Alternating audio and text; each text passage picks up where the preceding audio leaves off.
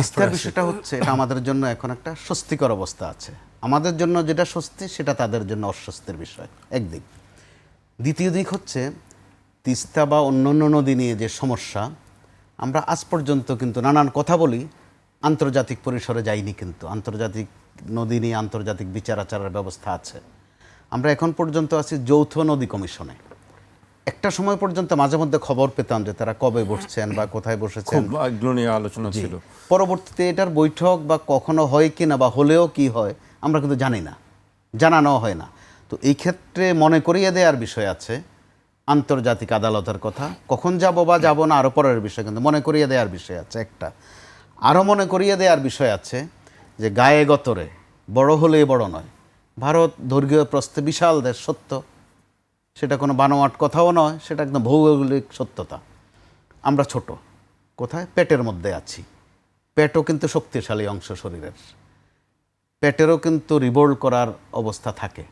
পেটে গোলমাল দেখা দিলে চোখ, কান, মাথা থেকে পা পর্যন্ত কিন্তু স্বস্তির থাকে না।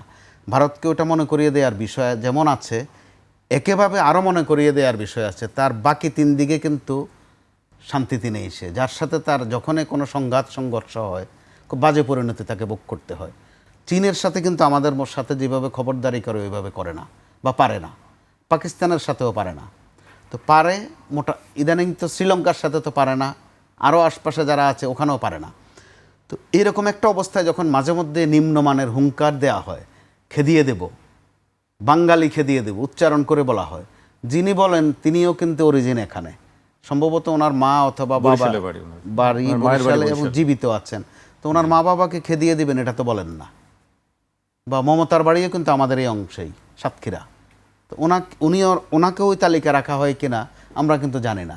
তারা প্রাতিষ্ঠানিকভাবে ওখানে তালিকা করে, ওই তালিকা আবার ওয়েবসাইটেও দেয়। আমি যতটুকু দেখেছি এসব পশ্চিমবঙ্গের, আপনি যেটা বলছেন মুখ্যমন্ত্রীর বাড়ি, মামা বাড়ি তো বরিশাল, যেটা মায়ের বাড়ি। তো তারা এতই মতলবী আওয়াজ, এটা কিন্তু শুধু পশ্চিমবঙ্গের আঞ্চলিক আওয়াজ না, সেটার সাথে বিজেপি সরকারের একেবারে সেটা এজেন্ডা।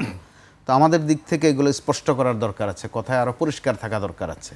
কারণ একটা 5 আগস্ট যেমন আমাদেরকে একটা নিশানা দিয়ে গেছে, সেটার ফলো আপ করাও দরকার আছে। ডক্টর ইউনূস সরকারের সময় কিন্তু এই বিষয়ে মোটামুটি কথাবার্তাগুলো স্পষ্টই হতো, এবং স্পষ্ট করার স্পোকসম্যান ছিলেন ডক্টর খলিল। তো তিনি তো আল্লাহ চাহে তো এই সরকারের সাথেও আছেন।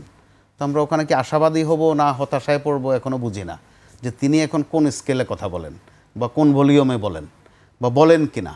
তো যেখানে আমাদের জাতিসংঘের নানান কার্যক্রমে আমাদের একটা পার্টিসিপেশন আছে, ভারত আবার আমরা যেন আরও একটু মাত্রাগতভাবে উপরে উঠতে না পারি এটা নিয়ে ভয়ও পায়, যেটা ফুয়াদ ভাই একটু বলেছেন। তার মানে সাইজে ছোট দেখে আমাদেরকে শুধু যে অবজ্ঞা করে তা নয়, তথ্য বলছে ভয়ও পাচ্ছে। তো এই ভয়টাও তো কখনো কখনো একটা উপাদান, কূটনীতির প্রশ্নে কিন্তু উপাদান। সরকার সেটাকে কিভাবে অ্যাড্রেস করবে। তবে ভাবলক্ষণ এতক্ষণ পর্যন্ত যা মনে হয় সরকার তিস্তার বিষয়ে এমফেসাস দিচ্ছে, একই সাথে পদ্মা ব্যারেজ নিয়েও কাজ করছে।